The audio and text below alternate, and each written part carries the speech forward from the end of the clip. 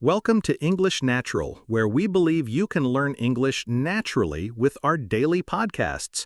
And if you enjoy these kinds of conversations, it really helps us out if you hit that subscribe or follow button. It just takes a second, but it means we can keep making more episodes for you. It really does. Today, we're diving into a topic that might sound a little counterintuitive. We're talking about why it's actually smart to quit some of your goals. Ooh, I love this topic. It goes against everything we're taught. Exactly. And to help us unpack this fascinating idea, I am so happy to have Maya with us. Maya is a strategic consultant who helps people and companies navigate change and find their true direction. Welcome, Maya. Thanks for having me, Puck. I'm excited to get into this. So let's start right there. This idea of quitting is for losers or winners never quit. Where does that come from? Why is it so deeply ingrained in our culture? Oh, it's everywhere, isn't it? It starts when we're kids. In movies, in books, the hero always pushes through against all odds. They never give up, and that's how they win in the end. Right. Giving up is portrayed as the ultimate failure. The ultimate failure. And that narrative gets reinforced by hustle culture, especially on social media. You see endless posts about grinding, pushing harder, and never ever stopping. It creates this immense pressure. A pressure to finish anything we start, no matter what. Exactly. Even if it's making us miserable. You just said something really important there. Even if it's making us miserable. Let's talk about the cost of that relentless persistence. What's the downside of never quitting? The costs are huge, and they're often hidden. The most obvious one is burnout. Pure and simple. You're pouring energy, time, and resources into something that isn't working or isn't right for you anymore. And that energy has to come from somewhere, right? It's not an infinite resource. Not at all. It comes from your health, your relationships, your mental well-being. I had a client, a brilliant entrepreneur, who was determined to make his first business idea work. He'd been at it for 5 years. Wow, 5 years is a long time. A very long time. And he was celebrated by his friends and family for his grit and perseverance. But behind the scenes, he was exhausted, his marriage was strained, and he hadn't had a real vacation in years. He was running on empty. That sounds incredibly tough. He was paying a very high price for that perseverance. An incredibly high price. And that leads to the second major cost, opportunity cost. Explain that a little more. What do you mean by opportunity cost? It's what you're not doing because you're so focused on this one goal. Every hour you spend on a goal that is no longer serving you is an hour you can't spend on discovering a new passion, starting a better business, or simply resting and being with your loved ones. So by sticking to the wrong goal, you're actively closing the door to potentially better opportunities. You are. You're blocking the path to what might be your actual calling. That entrepreneur I mentioned, he was so fixated on his failing business that he couldn't see that his real talent was in mentoring other startup founders. He was a natural teacher. So the very act of not quitting was preventing him from finding what he was truly good at. Precisely. And the third cost, which is perhaps the most insidious, is the damage to your self-worth. That's interesting. I would think that quitting would damage your self-worth. You'd think so. But constantly failing at a goal that is fundamentally wrong for you is like banging your head against a brick wall, over and over again. Eventually, you don't blame the wall, you start to blame your head. That's a great analogy. You start to think, I'm not good enough, I'm a failure, I can't do anything right. But the problem isn't you. The problem is you're trying to break through a brick wall when there's an open door just a few feet away. But you can't see the door because you're so focused on the wall. You got it. The goal itself becomes toxic. Sticking with it doesn't build character, it erodes your confidence.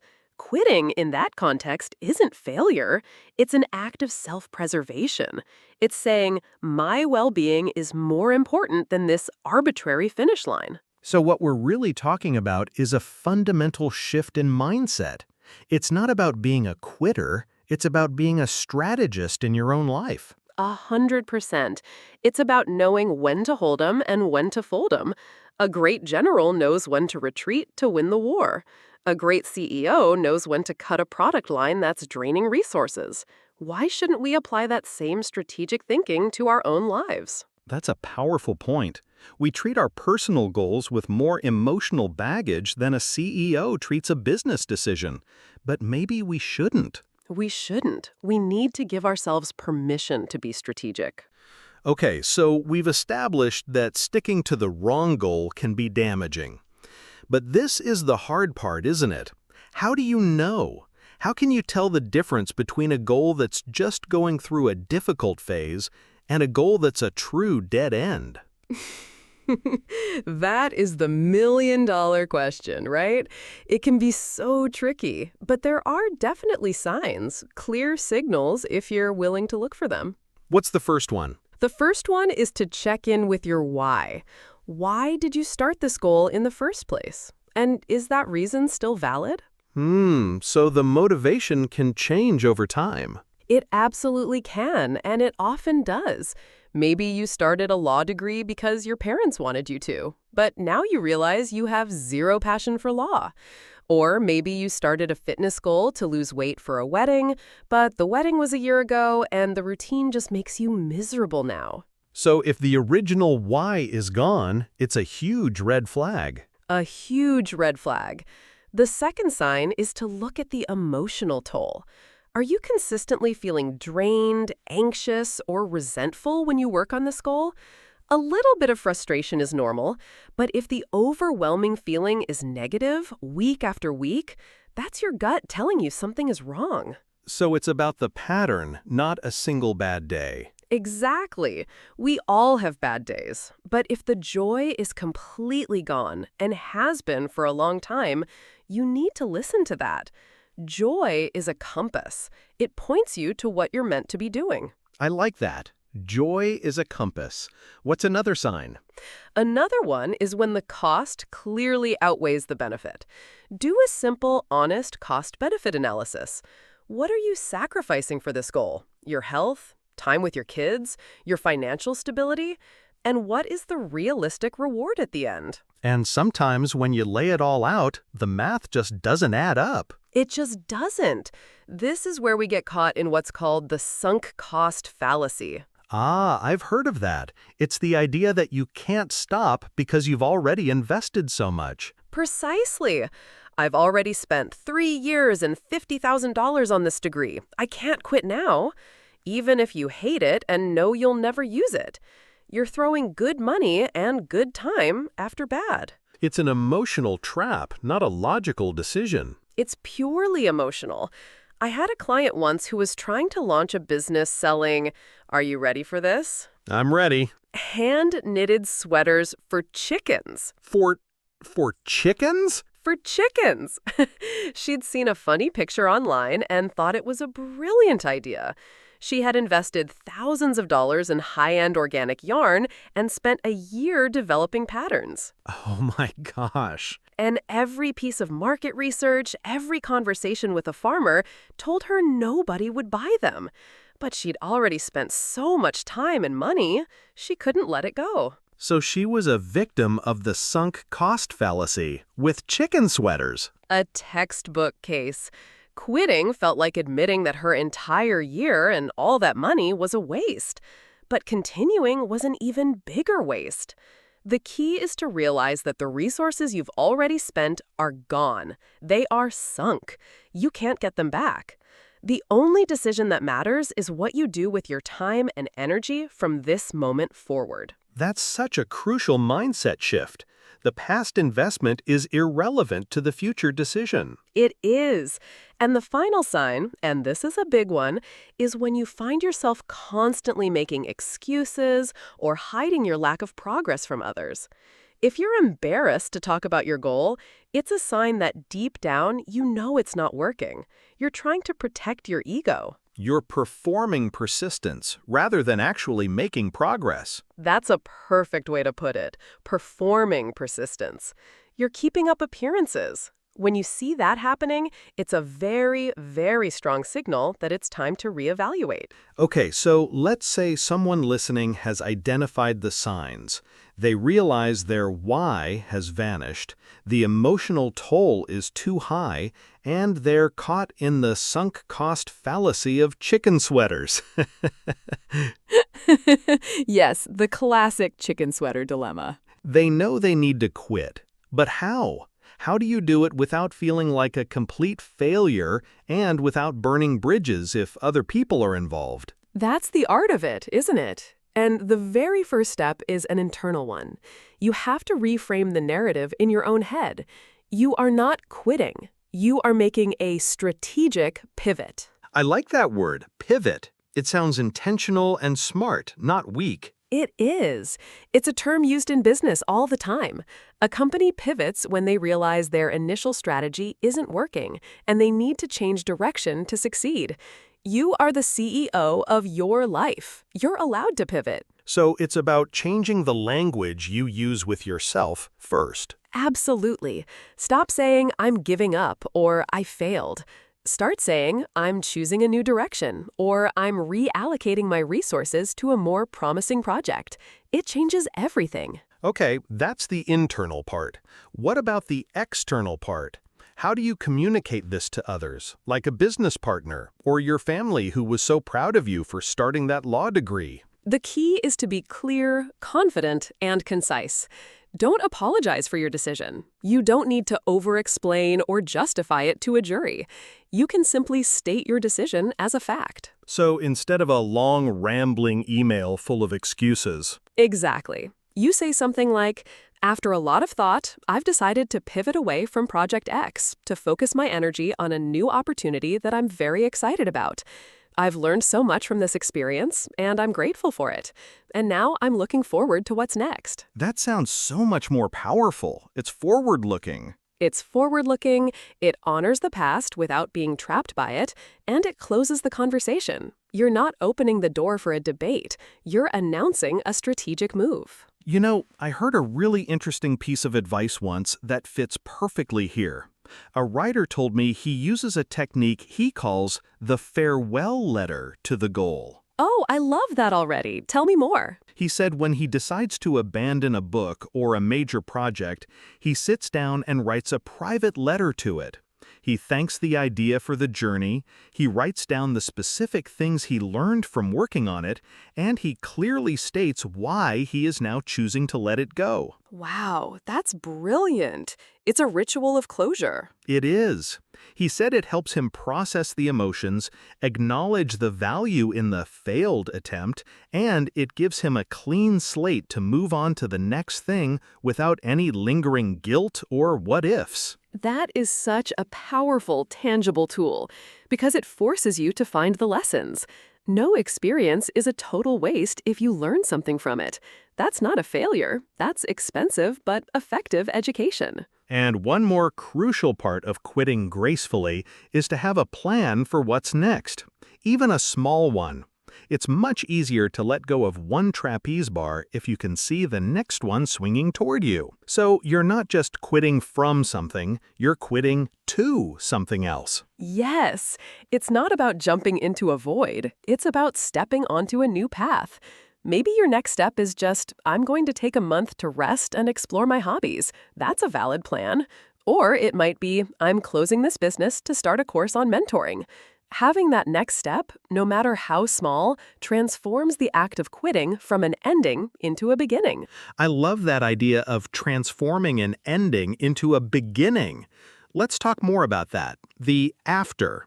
What happens on the other side of making that tough decision to quit? Oh, it's like the sun coming out from behind the clouds. The most immediate feeling people report is relief, an incredible, surprising sense of lightness. Not regret? The regret is almost always before. The anxiety, the should I or shouldn't I. Once the decision is made, the dominant feeling is relief because you finally stopped banging your head against that wall. You've given yourself permission to stop struggling. So that mental weight is just gone. It's gone. And what rushes in to fill that space is incredible. You suddenly have so much more energy. You have more time. You have more mental bandwidth. You start noticing things again. You have the brain space to be creative, to be curious, to have a fun conversation with your partner. Because you're not spending 90% of your mental energy trying to prop up a goal that was sinking. Exactly. All that energy is now free to be invested in new, exciting things. This is where the magic happens. This is where the opportunity cost we talked about earlier reverses itself. New doors start to open that you never even saw before. Do you have a story of that? A time where quitting one thing directly led to a much better opportunity? I do, and it's a personal one. Before I became a consultant, my first career path was in academic research. I was in a PhD program for molecular biology. Wow, that's serious. It was, and I was good at it, but I was deeply, profoundly unhappy. I dreaded going into the lab, the slow pace, the isolation. It just wasn't me. But I had invested years. I had scholarships. Quitting felt like the biggest failure imaginable. My family, my professors, everyone saw this as my path. That must have been immense pressure. It was suffocating. I tried for a year to fix myself, to be more like the other researchers. I told myself to just be more disciplined, but it was a terrible fit. Finally, after many sleepless nights, I made the decision to leave the program. It was one of the hardest things I've ever done. And what happened? Well, for a month, I just felt lost, but also free. And in that space of freedom, I started talking to people.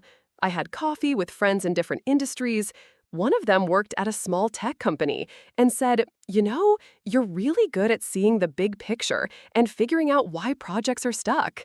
We need someone who can do that. Huh, a skill you probably honed while analyzing your own stuck situation.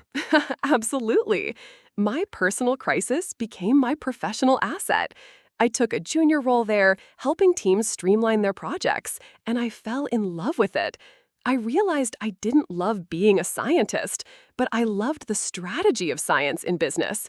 I loved helping smart people get unstuck. And if you hadn't quit your PhD? I never would have found this path. Never. I would still be in a lab, miserable, trying to be someone I'm not. Quitting that goal didn't end my career. It allowed my real career to begin. It was, without a doubt, the smartest and best decision I have ever made. It wasn't a failure. It was a course correction. That's an incredible story. It so perfectly illustrates that quitting isn't just about stopping something negative, it's about starting something positive. It's about choosing yourself. It's about choosing your future over your past. Maya, this has been such an eye-opening conversation. Thank you so much for sharing your wisdom and your stories with us. It was my absolute pleasure, Puck. It's a message I'm passionate about. It really comes through. I feel like the biggest takeaway for me today is that we need to redefine what quitting means. It's not a sign of weakness. It's a sign of wisdom and courage. It truly is. It's strategic. It's self-respect. We talked about looking for the signs, if your why is gone, if the joy is gone, if the costs outweigh the benefits. We talked about how to do it gracefully by reframing it as a strategic pivot and focusing on what's next. And remembering that what often waits on the other side is freedom, relief, and opportunities you never could have imagined. I think that's a perfect place to end. So, for everyone listening today, we have a question for you. Think about your own life. Is there a goal, big or small, that might be holding you back more than it's moving you forward? And more importantly, have you ever quit something and had it turn out to be the best decision you ever made? We'd love to hear your story. You can share it in the comments section wherever you're listening. I can't wait to read those. Me too. Well, that's all the time we have for today. Thank you again, Maya. Thank you, Puck. And thanks to all of you for tuning in to English Natural. We'll be back tomorrow with another conversation. Until then, take care.